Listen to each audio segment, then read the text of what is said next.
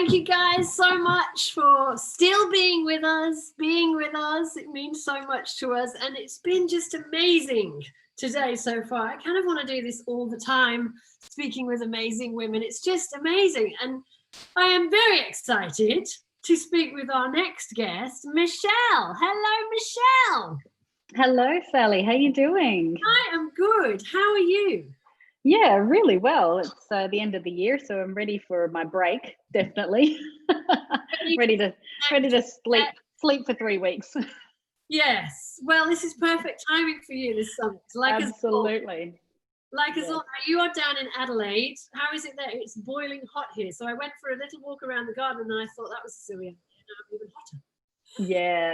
It's cooled down today, which is great. It was very, very hot earlier in the week, and we're doing that thing. But today is much nicer to be walking around in. It's a little bit cooler, a little bit overcast, but it's still nice. It's still no jacket weather is always good. Beautiful. Okay. Well, Michelle, I am going to introduce you very, very briefly, and then I'm going to just invite you to tell us about you. So you are an international best-selling author, entrepreneur, speaker, coach, and business consultant. You have so many amazing strings to your bow. And you've kind of been on a bit of journey and progressed and been in different lives, as we all have, as I think mompreneurs. So I'd love to start off by asking you, how have you got to here? Tell us a little bit about your story that's brought you here. Brought me here. Okay. So the short version is 7 years ago, I started a business, and that was something that I've been wanting to do for a while. What actually got me there was I was in human resources for a while. I was in a senior role, been there for 5 years, and was looking for my next challenge. I just was waiting for something new to come along, and I started looking for different opportunities in organizations at a more senior level. And I was finding that nothing was really inspiring me. So I was kind of looking for general manager roles or, CEOs of not-for-profits, and nothing was really coming up that was inspiring me. And I thought, well, maybe I'll just go out my own and do my own business. That should be fun. I see all these, people doing that. And so I did, and I jumped into it without the safety net that people tell you to have. I know many times I've been asked, what would be your advice if you're starting out in business? And my general advice is do it exactly the opposite of how I did it, because it wasn't great. But saying that, it did build a lot of resilience, which I think is one of those things you need in business. My kids were quite young at the time as well. They were 9 and 8 and 10, I think, when I first started doing the consulting by myself. So that was a interesting juggling act and challenge in itself.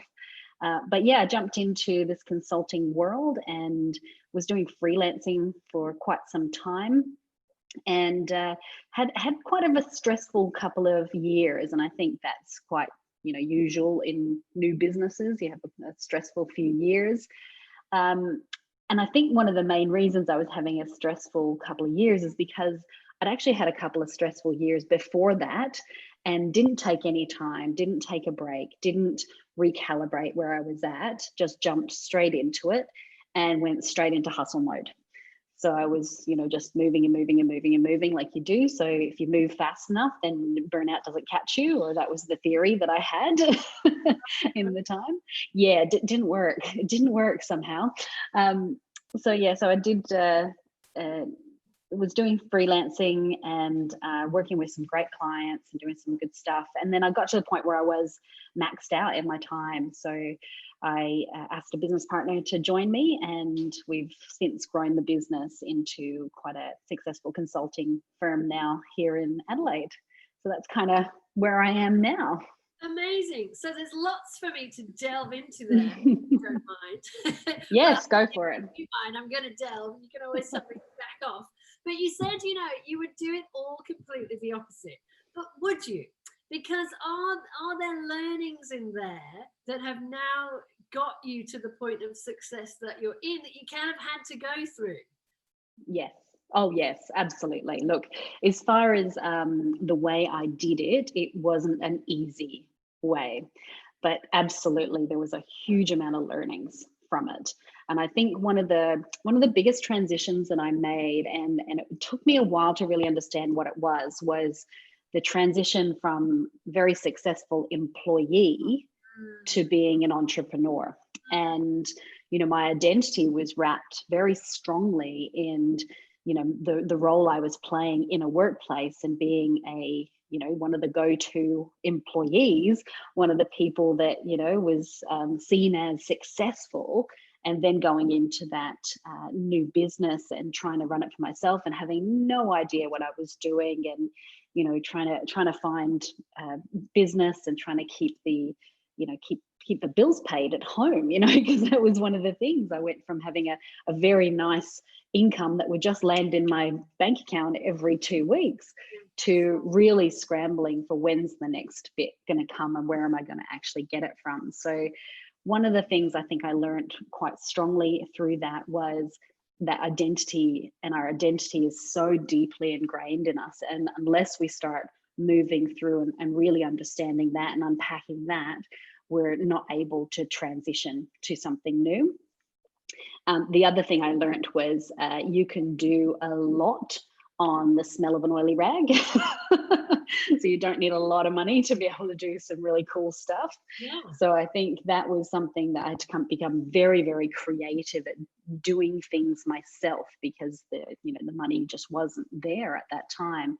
And I learned a lot about engaging with people in a different way as well. So I think one of the other things that I learned, which came as a bit of a shock to me, was that my network was really, really strong before I left, and it stayed strong afterwards, but there were certain people that just didn't want to have anything to do with me because all of a sudden I wore the business consulting title. So it was that fear of being I think it was a fear of being sold to.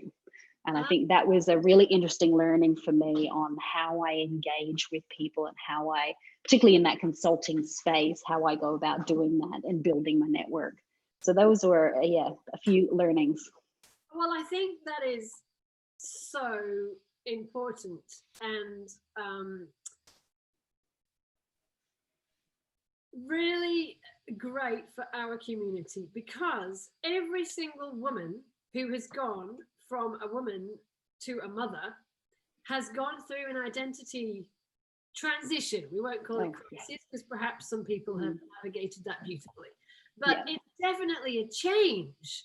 And for me, it was huge too, because you have a choice to make. And I think for every woman, it's hard, because you either stay in your successful, well, no, let's face it, everybody takes a little bit of time off, whether it's a little bit of time or a big time off. And within that, we lose some of the experience and the credibility and the stuff that we built up in our career. And our priorities shift and our values shift, and we don't show up as much in a space that we did before, because we're elsewhere. So I think it's huge. And then you have decisions to make, big decisions about, do you change your whole life around your kids, in which case you shift out like you did? Did you stop your career? Or if you continue with your career, then you have the whole thing about, should I be with my kids? Like, there's a guilt piece that follows us everywhere. But with the identity, your body changes, your career changes, your lifestyle changes, your family changes, your family dynamics change, your dynamics with your partner change. It's a massive shift. It's one that I'm totally with you. Like I still, it's been 10 years and I can still haven't figured it completely out yet. Yeah. I was. It's a massive shift, isn't it? And Absolutely. That you've learned that unless we can unpack all that shit, you didn't say shit, sorry, all that stuff around the identity piece, then we can't actually successfully transition, transform, go to the next, that is going to the next level successfully. So can you speak to that a little bit more? Yeah. So I think part of that was me redefining what success was as well, because I know that through that first couple of years, I went from having a really decent and easily accessible income to not. So which meant that I had to shift the way in which I was gifting my children or working, parenting my children, because we were, go for an overseas trip every year, kind of, go away, have big Christmases, go out on day trips and do what we need to do. And I never really thought about the money side of it in that. So I went through quite a lot of guilt around not being able to provide my kids with the same experiences that they had previously, or the same things that they had previously. So that was quite a hit for me, and there was a lot of guilt and shame involved in that. And I think it really did mean that I had to think about what success, not just in business but in life and in parenting, actually meant for me. And because one of the reasons that I went, let's do consulting, let's have my own business, was to have more flexibility. So I could pick my kids up from school, so I could drop them off, so I could do all of those things, which I did do, but I had to give up all this other stuff as well. Yes. So there's a real balance. And I think it's, really understanding what you end up, and your definition of success, I think, can change where you are in life. So my kids are now in their late teens, and one's just graduated from high school and the other one's, in late high school. And so the successes that I've taken from, watching my kids grow and them interacting with the world, and who they are as people, and who their plans for the future, that stuff I'm taking as part of my success as well, because I've helped them and led them to get here. So it's really quite interesting when you start shifting and changing your success meter. It goes up and down and up and down, I think, depending on where you're in your life, but also where the people around you are in their life also. Yeah, I think that's such a powerful message. It's redefining success. And we were just talking about the why. It's the why, but it is, what does that mean to you? Why do you want success? What is success to you? Redefining that. And it shifts, didn't you? So for myself, I went from working as a psychologist to getting pregnant, to having to, priorities in my children, but leaving my practice meant for me, because I had I'd just come over from England thing, and I was on a visa and So I lost my registration. And so my whole career had to shift. And then then you're suddenly thrown into another world, which you chose at the time, but you didn't necessarily, you're in chaos. And when you're in chaos, it's not a great time to make decisions that are long term. No, absolutely. Yeah. And I think, when you think about, in your 20s, what your future projection was going to be. I know for me, it was all about career and having a great house and traveling the world and doing all these amazing things and being the CEO of a company and, busting through the glass ceilings. And that was all the stuff that I went, that's success for me. And then I had these two little people that came into my life, and all of a sudden it was like, oh, hang on a second. So if I go and do that, take on the world and bust through glass ceilings, that's going to impact them. And is it impacting them in the way that I'm okay with it impacting them? And so there's that, balance is one of those words that gets overused, I think, but there is absolutely a balancing act, or a juggling act. Even I think it's almost juggling to keep all the balls in the air when, you're ambitious and you want to do certain things with your life, but life takes you in different directions. I mean, geez, look at this year. Does, and that's why the mindset piece is so important, isn't it? And for me, a big piece that's so important in there is feeling like you've made the choice, as opposed to it's been hurled on you and your circumstances have changed, and then blaming external factors. Always coming back to, like, I always have a choice, and it's just shifted now. And so we've that, because as mums in business, particularly when we become mums or when we start businesses at the beginning of those transitions, it's very easy to have so many balls in the air that you can feel overwhelmed, and therefore you just feel kind of victim's too hard a word, but at the mercy of all of these external things that you're juggling. And I think it's really important, and it really helps us mentally to be able to reframe stuff in terms of, we always have a choice, even if at the very end of it, it's how I'm going to feel about this situation that perhaps wasn't my. Yeah. It's like we have that choice, we do. But we only realize until we stop and we pause, because otherwise everything's just rolling, particularly Absolutely. when now you're trying to make money and provide for your kids in the same way that you did before, and get your business up and do this, and you've got all this mental stuff and these emotions hurling around. Until you stop and kind of regroup, and for me it's about regaining control of our, our autonomic nervous systems at the end of the day, and being able to go, this is the choice I'm making, and therefore I choose how I feel about it, instead of my circumstances have changed and now I'm at the mercy of everything. I think that's absolutely. Yes. And I think it seems to be an easy lesson to learn, but the application of the new learning is the hard bit. I think, it smacks you in the face quite often through this, if you're a business owner and you've got a family, there's always choices that you're having to make, and you can never do everything. I listen to people and they're like, oh, you can have it all. You can be a mum, and you can be a wife, and you can be this, and you can be that. And you have your own business and take on the world and be on boards and travel around and, volunteer. And I think, no, you can't. There's only a certain number of hours in the day.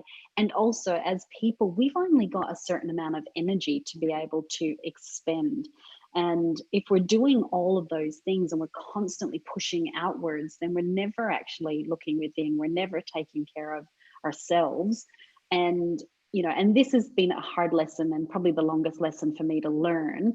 I'm a, nouveau learner of taking care of oneself. So it's very new for me. Yeah. Had a long career of just, and not taking care of myself and allowing myself to be burnt out, because I'm constantly focused external rather than focusing internal. I think this year for me has been very much about, how do I maximize and leverage my own abilities and health to enable me to serve, and serve differently, or serve in a different way. And I think that aligns back to the what's success mean. I've had to recalibrate that, particularly this year, because it has to look different, because otherwise you're in the same cycle over and over. And I've had, a number of years of being in that cycle, and went, I'm not doing it again. Yeah. So I would love to ask, what was the point, or what was the question that you ended up asking yourself, or what was the point that changed your course, or that led you to different results? Like, there was a point where things were going the same. There's a point that you've made a decision, or something happened, or someone asked you a question, or you had a reflection. Can you define that point for us? Because it's going to help an awful lot of women. Yes, I absolutely can. Unfortunately, I wish I could say that it happened, as this big thinking moment, and something just dropped into me and it was all amazing. But it actually came as a result of me not taking care of myself and not listening to myself. So this time last year, I had quite a significant burnout, and I actually had quite a significant health scare as a result of that burnout. So I was getting brain fog, I was having heart palpitations, I wasn't sleeping, I was losing sense of who I was. And I even went to the doctor thinking I was getting early onset dementia. The brain fog was so serious. But I ended up, what you do when you're a entrepreneur, you work through it. You carry on. That's exactly right. So I forget all that stuff. Just keep it going. And I had this very significant experience where I was coming back from a workshop that I'd been running in Sydney, a very successful workshop. But I started to just, from the end of the workshop, started to feel this strangeness in myself, and almost like my body was starting to pack itself up. And I was thinking, well, what's going on here? And I've got joint issues as well. So my joint issues flared up, and I was in pain, excruciating pain, flying back from Sydney to Adelaide. And I was walking through the airport, and I started having these heart palpitations, and actually thought I was having a heart attack. Oh my gosh. Yeah, and so that was significant enough, to think about flipping. But the actual thing that flipped me and I went, I need to do something different was, I think I'm having a heart attack. My mindset wasn't go and get help. My mindset was, I better go and hide somewhere so nobody sees this Yeah. happening, because how embarrassing that Yeah. you're having a heart attack and can't keep going on. So it was that thought process where I went, oh my goodness, like what is going on in your head, Michelle, that you're thinking it's embarrassing to have a heart attack? You could, this isn't good. This is not good. So it was that moment that I went, I need to go and speak to somebody about this, and sort of start reframing what that's all about. But also started to work with my GP as well, because my health wasn't good and hadn't been for a very long time, but I kept ignoring it. So I went and spoke with her, and we put a plan together for me and my physical and mental health, and looking at how that's going to work, and then I took action. So I went in, right, I'm taking action. I put boundaries around what I was doing. I started managing my stress in a different way. I started doing some activities, people keep telling me that, breathing and meditation and all the rest of it, and mindfulness is great for stress relief. I've found this year that's actually true. But it's when you do it, right? It's when you do it that it works, not when you just talk about it. So things like just breathing and just presence and gratitude, those things have been a big practice for me this year. But also working with my health practitioners, which I was embarrassed to do as well. And I think, balancing work and life and having a busy family and a busy business and trying to be the best I could be, and doing all this stuff, and not wanting to admit that actually I need external support to help me. Yeah. This is a theme that has come up today. And I'm guessing it's going to come up tomorrow in the summit. And I'm guessing we can therefore extend that out to be where we're at in terms of where we're at, most of us in the world today as mompreneurs.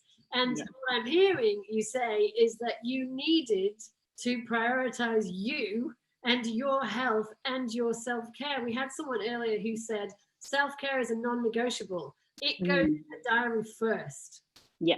Before my meetings, before my time, before my business things, I put self-care in the diary. I schedule it in, because recognizing that if you're not okay, you're not going to help anyone else. But as entrepreneurs, we are last down the list.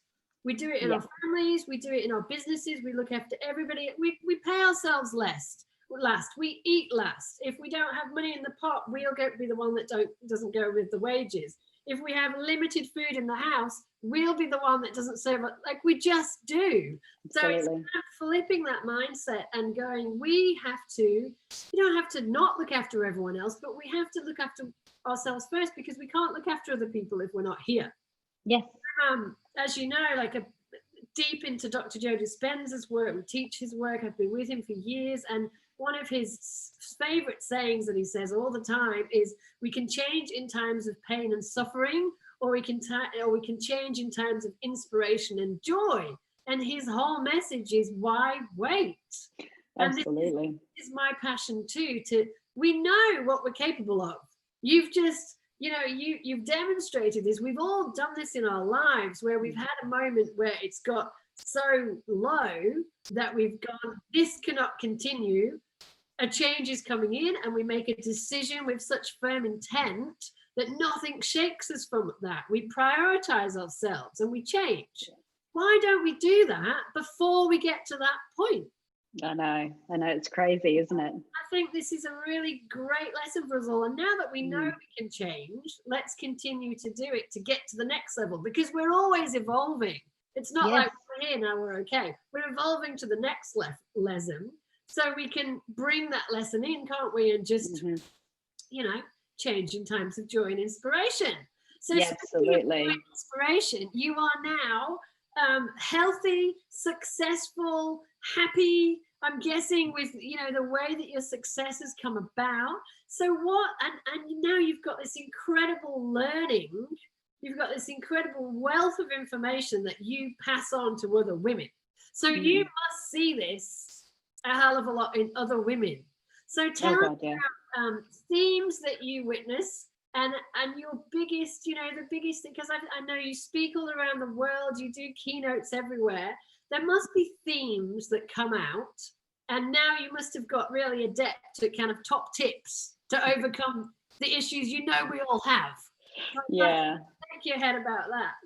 Yes, absolutely. So I think one of the things that's come out most strongly with particularly women, but also men suffer from this as well, is the inability to be self-compassionate. Yeah. And it's almost like there's a guilt associated with being self-compassionate. So I think self-care is one element, but also this self-compassion is almost the actions that we take. I know that I remember, well, I think it was early this year, I was running a workshop for a group of people, and I said to them about, I was talking to them about self-compassion, and I said, the best way to enact self-compassion is start talking to yourself like you talk to somebody that you love, like somebody you actually love and care about. And this woman in the audience just broke into tears, like just broke down into tears. And she did the silent cry, I'm not going to cry in front of everybody kind of cry. So afterwards I went and spoke to her, and she just went, I'm just so bad at that. I'm just so bad at that, and I don't know why. And it's just that hard thing of going, I always look after everybody else first, and I'm very, I love the people around me. I want to make sure my children are, safe, and I want to make sure my team is safe. And she says, but I don't talk that way about myself. And it just comes up over and over and over again in the work that I see. And like we work a lot with leaders in corporate businesses, and so the self-compassion, as well as having a lack of boundaries, and also having that belief that you're not enough. Yeah. It's I'm not doing enough, I'm not being enough, I'm not saying enough, I'm not earning enough, I'm not, got enough time. There's just this sense of scarcity, and I'm just not enough. Even when they're really successful. I've been working a lot with leaders, and I've actually started writing another book, which is called Imperfect Leadership, because what I've been seeing is these really, really good managers, like good managers, and they're leading their teams, and they're helping their people, and they're looking at their culture, and they're looking to the future, and they're doing a really great job, and they're still comparing themselves to the extraordinary leaders and going, I'm not enough yet, I need to get this, and putting such pressure on themselves. So this sort of thought of there needs to be a space to be imperfect. There needs to be a space in that. And I know, I'm a big fan of Brene Brown's, and I think you quite au fait with Brene's work as well. And she talks a lot in this space of just being enough and being able to see in yourself the things that you see in others, and treat yourself like with that care. So I see this just over and over and over again. And, and she's got that book, The Gifts of Imperfection, which I think was my Bible when I was first going through, recalibrating who I was. But there has to be a space in our life for imperfection, because otherwise we just put too much pressure on ourselves. And it's not good. It's not good for us. It's not good for the people around us as well. So I think that's the biggest myth, that we work so hard because we think that we're serving others. But when we burn ourselves out, we have nothing left to give to anybody. And so it's not better for others. It's not better for my kids if I've got brain fog, if I'm not healthy. It's not better for them. No. It's not better for my team. It's not better for my clients. It's actually worse. So I think that message that you said before, which self-care has to be number one on the priority list, is absolutely essential. Self-care, self-compassion, the belief in I am actually enough. Not I do enough, none of that, but I am enough. That has to be the priority. And I think as far as tips and tricks is concerned, the best one that I've come across is boundaries. being able to set and hold boundaries, and being able to do that in a really simple way, which is, you know, what's okay and what's not okay. That's it. What's okay and what's not okay. And being clear about that and setting those expectations with the people around you, and being able to be okay yourself in feeling like you've disappointed someone because you've said no. Yeah. Yeah, so powerful, Michelle. Thank you so much. I'm with you in the self-compassion. I teach a lot of meditation and mindfulness and all of that. And the first step to improving our health is self-awareness. And as soon as we start to do that and we start to listen to how we speak to ourselves, you wouldn't, I've said this once today, we wouldn't speak to people we don't like we speak to ourselves half the time. It's absolutely so true. awful. It's absolutely awful. And I think something that helps me as well is not only to remember to talk to myself as I would a best friend, but also we are setting an example for our children. And if you can't do it for you, do it for your children, because our children are in a mental health crisis as well. And if we as parents or leaders are going around berating ourselves, they are going to do the same thing. So that's something that really helps me sometimes. If you can't be kind to yourself because of you, do it for your bloody children. How do you want them to speak to themselves? You know, how do you want them to look after themselves? Because you got to do it first. Absolutely. Yes. Yeah. Oh, absolutely. It's interesting you said that. I had an experience it's a couple of months ago now. So my daughter is 15 going on 30. So she's as they are at that age, I think. So I had this experience where she was, and I can't remember exactly what it was, but she was saying something about how she is interacting with somebody and how she was a characteristic of herself. And I looked at her and I went, "Oh, I'm so sorry you got that from me." Yeah. And she looked back at me and went, "Mum, I actually really like myself."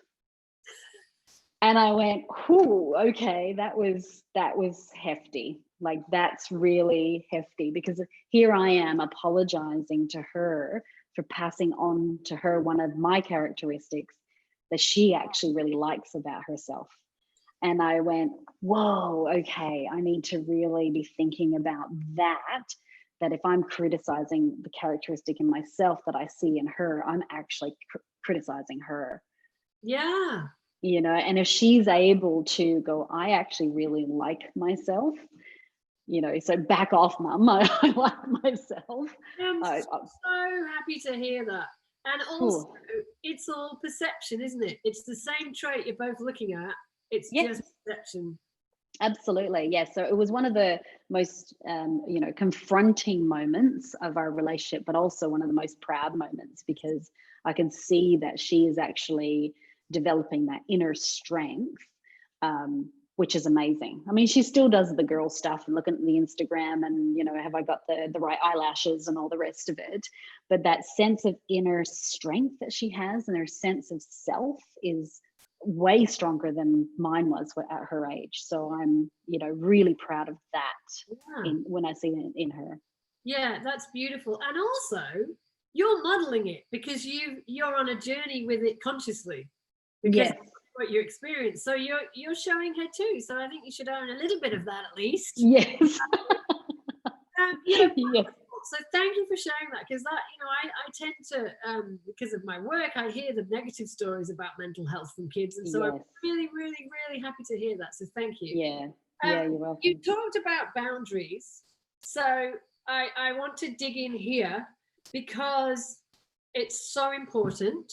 What I'd love from you is some practical tips about how to do that, because we all know about boundaries, but do we do it? You know, so I'd love some practical tips. Like, you know, we all know communication's important, but it's a skill. How do you learn to do it? So it's, you know, that's a huge conversation, but it's kind of a similar thing to me. They're skills that we have to get over, that we should do them or we shouldn't. We learn how to do them. So Absolutely. With boundary setting, I'd love some of your top tips within businesses, with our, you know, all colleagues there, and within our families? I'd love to know, some practical, is it once a week? Is it you've got a board up on the wall? Some practical tips that we can use. Yeah, I think so. When I teach boundaries, I generally tell people to start small. Yeah. Because I think what ends up happening is we want to put these massive big boundaries that are going to save the world in place, but actually it's just small stuff. So one of the boundaries that I put into place late last year, when I recognized that I needed to do something different, was I turned off my notifications before 8:30 a.m. and after 6:30 p.m. Right. Yeah. So, but I was very clear as well with the people around me that I won't get your messages before 8:30 or after 6:30. And you can do that. For all of our apps. Yeah. They're like just the universal off, don't bother me button. Don't bother me button. That's exactly right. It's called Do Not Disturb on an iPhone. So that's the application. But just simply doing that stopped me being stressed about looking at my phone or getting messages at 7 o'clock or 7:30 or 8 o'clock when I'm trying to get ready for the day. In going, okay, now my brain is off doing something else. And same as in the evening, it's like, well, if you can't get in touch with me before 6:30 in the evening, then clearly I'm not going to be able to do anything about it tonight anyway. It will have to wait till tomorrow. So those are two, boundaries that I put into place, and very simple ones that I actually use technology to do as well. So those were two. Some other, I guess, tips around boundaries, and this is the hardest one, is you have to actually be okay with other people being uncomfortable about your boundaries. Yes. So you have to be okay to allow people to be a little snippy with your boundaries. So, but I need to get in touch with you at 8:25 in the morning. Yes, and I'll get back to you at 8:30. You can do that. That's the thing. It's okay for you to send messages to me at 8:30, at 8:25. It's not okay to expect that I'll respond to you until after 8:30. So that's the boundaries thing. It's okay, but it's not okay. So this is what is okay. This is what's not okay. And, in the first instance, I even did this with my family and my partner as well. So, and had to get comfortable, actually not comfortable. I had to get okay, because I'm not sure you can ever get really comfortable with it, but I had to just get okay with the fact that people would push my boundaries as well, push them. And also be a bit snippy with them sometimes, because they're living their life in a particular way and it's different than I'm living my life, and that's okay. That's okay. Yeah. And I don't have to respond to the way somebody else is living their life, because that's the way they're living their life and I've chosen to live my life this way. So that is hard, and you have to really be strong in yourself. And you have to work through that people pleasing part of your personality as well, that and you also have to work through your ego, because if you think that it's so important that you must respond to somebody at 8:25 rather than 8:45, then there's something going on with your ego there. That's I'm not that important that you can't wait 10 minutes to get my opinion on something. I'm really not that important. So there's an absolute ego thing in that as well. So and these are mindset shifts, obviously, that you were talking about, but being able to put some practicalities around it. I mean, the good thing with the do not disturb, the notifications don't come through at all, so I don't see them, so I don't get that temptation of, oh, there it's flicking and I'll do something. You just don't see them. So out of sight, out of mind. And same as any other notifications, like the Facebook notifications and the Twitter notifications and the email notifications and all of that stuff coming through. It's just a complete distraction from your actual life, and it really does, I think, you get into that addictive pattern of pleasing someone else, and that you're so important because I need to respond to this right now. So that ego, and ego is addictive, right? Ego is absolutely addictive. We can see you. I can see you. He said, I'm going to crawl out. That didn't work.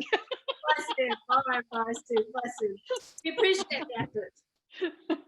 Yeah, that's gold, Michelle. And thank you so much for unpacking that for us. And I can completely identify with this. And I'm glad that you brought the mindset piece and the being uncomfortable in.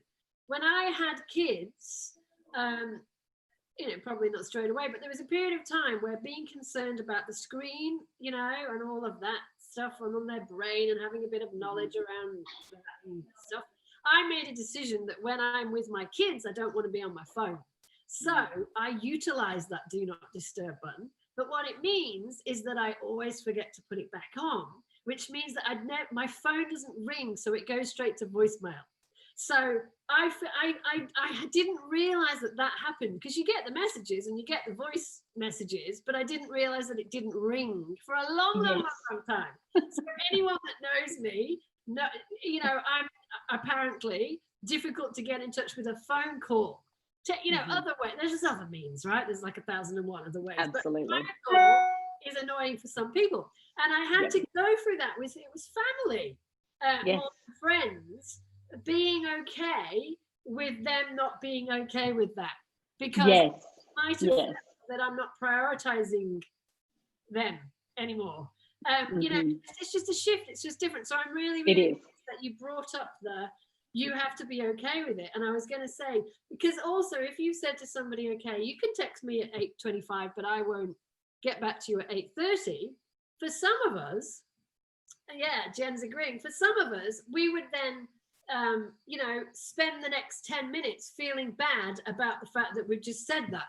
So we're trying to build the boundary, but we haven't quite got there, because we haven't got a healthy mental attitude with that at all. We're just battering it down. So we have to, is there I know Brené talks a lot about this, but it's that just, you have to let it go. There's many tips and techniques to do that. But what's your top one to actually be okay? When you said it's not comfortable, but you're okay.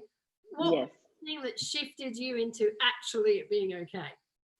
Yeah, I think reprioritizing myself, right? So this year has been about reprioritizing, and it's taken time to do that as well. So the first, few months of having this in place, I probably felt bad all the time. Like I just, I would see something and think, oh God, they're going to be thinking whatever they're going to be thinking.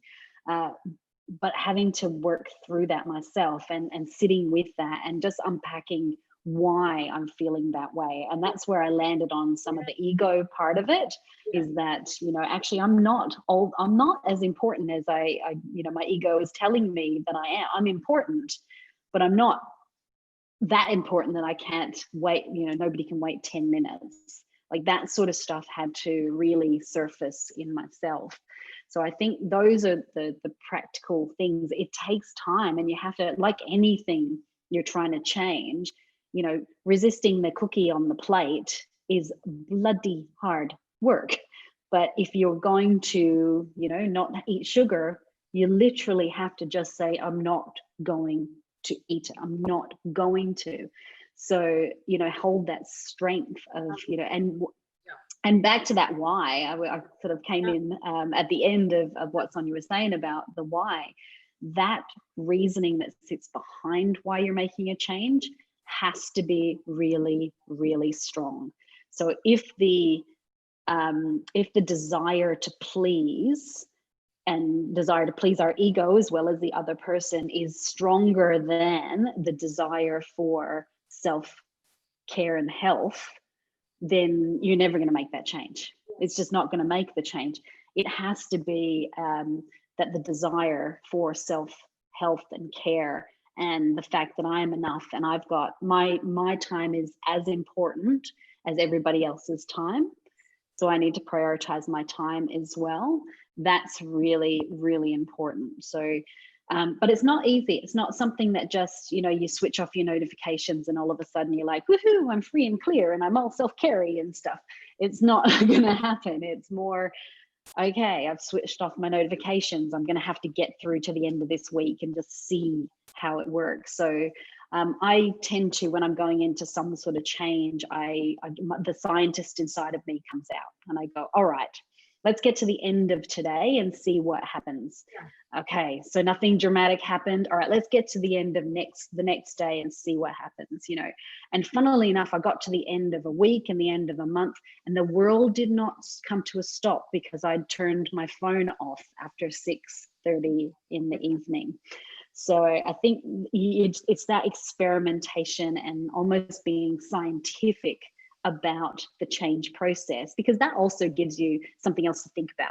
So I'm going to think about this and I'm going to look at it in a different way and distract myself in this way to do it. But also I think the other aspect is during the period of time of 8:30 to 6:30, I add an enormous amount of value. Yeah. And I now recognize that value that I actually add. So I think that's the flip side of it as well, is that you actually are adding value when you're adding value and doing the work that you're doing. And if you can't see the value that you're adding, maybe you're doing something that you shouldn't be doing. If it's not adding value, you go, why am I doing it? Come back to the why. Yeah. Go back to the why, reconnect with that, you know, why am I actually really doing this? Yeah. No, that's absolute gold, Michelle. I love some of your reframes there. They're really helpful with the looking at the ego in a different way. Why does my opinion matter that much that you have to get it now? But I also love the digging in to the why do you feel uncomfortable about doing this? Because for me, you know, the psychologist in me just loves to go there. And it comes back to self-worth. So I love that you came full around to saying valuing what you do, but I would also go a step further to say valuing ourselves. So why are we people pleasing? Why does it matter so much that people like us? It's about our own value, and there's so much to dig into there. I'm loving talking with you, Michelle. I feel like we could go. I feel like I'm in a sauna here. I'm sweating up. Yeah. I'm also aware of your time, and I want to honor your time. We'll just have to have another discussion. So I would like to ask you the questions that I'm asking everybody in this particular summit, because we are here to talk about reconnect, reset, and rejuvenate. So Michelle, what or with whom or with who or with what are you going to reconnect with these holidays? Sleep, I think, is what I'm going to be reconnecting with. It's been a little laxed over the last couple of weeks, but actually I'm, you know, yes, that, but I think what I'm going to reconnect with is my future direction. So, and when I say that is I've got the plan for the business, I've got the plan, you know, and you've got this kind of idea of self into the future. But I always, at this time of the year, I reconnect with that. So I reconnect with the biggest why of, you know, where am I actually heading, and have the choices I've made this year, are they still taking me in that same direction, or is that same direction still the place that I actually want to get to? So I'll be reconnecting with future Michelle. Yeah, awesome, which is so important, isn't it? So like who, you know, question that I always like to ask is who do we want to become? Who are we when we're in that success? Let's vision that so that we can bring our body to that place, you know, brain and body. So thank you. What about resetting? What or with whom or how or are you going to be resetting these holidays? Yeah, so that's a really good one. I think some of it is probably to do with resetting my expectations around travel and how I can spend time with my family. So travel is a really, really important part of how we connect as a family. So resetting, I guess, the expectations around that, because obviously this year has, unraveled quite a bit, and many of us have, lost opportunities to go overseas and et cetera. And then, my gut is telling me that it's going to probably be another 12 months before we're able to reconnect in those kind of ways. So I think just resetting some expectations of travel doesn't always mean interstate, doesn't always mean overseas. Resetting that expectation of there's ability to have holidays and connect within my own state, because there's lots in South Australia that I haven't actually explored, and there's some amazing places to go. So I think that's probably as far as resetting is concerned, is those expectations around connection with family and travel. Yeah, that's a really interesting one, when we've just got into a habit of something being one way. So if family time equals holidays abroad every year, Yes. redo those values. Yeah, that's a great one. Thank you. And rejuvenate.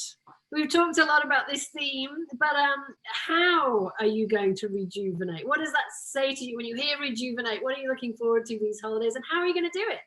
Yes, the way I generally rejuvenate is I take at least 2 days out just to do nothing, like rest, do nothing. No housework around the house, no whatever, and no guilt around doing it. So, if I want to sit on the couch and binge watch some stupid television show all day long, I'll do that. So that's the first stage. And I find that once I do that, my creative brain starts to recalibrate itself. The other thing I'm doing, I've already booked myself in for a 2.5-hour spa session on Monday next week. So I'm really looking forward to that. Just a bit of a, self-care, but self-treat for Christmas as well. So that's definitely part of it. And then also rejuvenate by looking at the creative part of myself as well, because that's the bit that always seems to get pushed to the back when I'm busy. So being able to write some, I'm writing a book, so I want to write some more, and also be able to be a bit more creative. And that starts that spark of, well, what's next year hold for me? Yeah, amazing. Thank you. And I hope when you're in your spa as well, you'll be taking it as not just a self-treat, but as one of the celebrating how far you've come this year things, because we have to celebrate as well, don't we? Absolutely, we do. Reward and recognition is very, very important for self-care. Yeah. And so my final question, when we're all doing this, when all women are doing this, resetting and reconnecting and thinking about rejuvenation, what do you think is the most important question that they can ask themselves? Oh, that's a good one. Let me think. The most important question they can ask themselves, I think being able to connect in with that boundaries, like that boundaries question is a really, really important one. It's a very practical one as well, is what are the boundaries that I've set for myself? What are the ones that I've held? And what are the ones that I've let go? And then I guess the secondary question for that is, what's been the impact because of that? So what are the boundaries? Which ones have I let go, and which ones have I held strong, and what's been the impact of doing that? I think that's probably a really important one, particularly going into a new year and setting some, new ways forward, because sometimes we do need to recalibrate or reconnect or reset our boundaries as well. Yeah, I love that, because we usually, look at what's worked, what could work better, but this is specifically to do with boundaries. Yes. Yeah. Thank you so much. No problem. In the chat box, but I have been paying attention, so I know that we've had lots of interaction and people agreeing and saying thank you for that part, and I can, I feel you, and so you've really made an impact, Michelle. So thank you so much. Thank you. It's been wonderful connecting with you and chatting with you, and I wish you all the very best, starting with your spa day. Enjoy your relaxation and your holidays, and I look forward to speaking to you in the new year. So thank you so much. Thank you, Sally. And thank you for bringing this group of people together as well. I know how much time and effort and energy goes into doing this. So congratulations to you, and you need to have a good celebration and maybe a spa day during the Christmas break too. Well, thank you, Michelle. That means a lot. It's been an absolute joy, but you're right. There's a lot of work goes into these things. So absolutely. Thank you for being a part of it. Thank you. No worries. Thanks for having me. Thanks. Bye. Bye. Bye. Wonderful. So thank you so much, everybody. If you're still with us, I would love you, please, to do as I'm always going to ask, and just what's a takeaway? What's your takeaway from Michelle? She gave us so much there. Just drop into the chat your takeaway. What are you going to implement? What are you going to action because you've just listened to Michelle? Boundaries. Yay. Thank you, Abby. Yeah, I loved her talking about boundaries. I mean, to me, boundaries is one of those things that we theoretically talk about a lot of time. But we need to action and actually bring into being. Setting up your boundaries. I unknowingly have been setting my boundaries as I don't look at my work apps when it's family time. Yeah, awesome. And I know, Jen, you were right with us when we were talking about the change. You go from being a super career woman to having babies. So I completely hear you and feel you there. Yes, you're at the beginning of that big change journey. So I wish you all the very best with that. So thank you so much, everybody, for joining us. I hope that you will come tomorrow.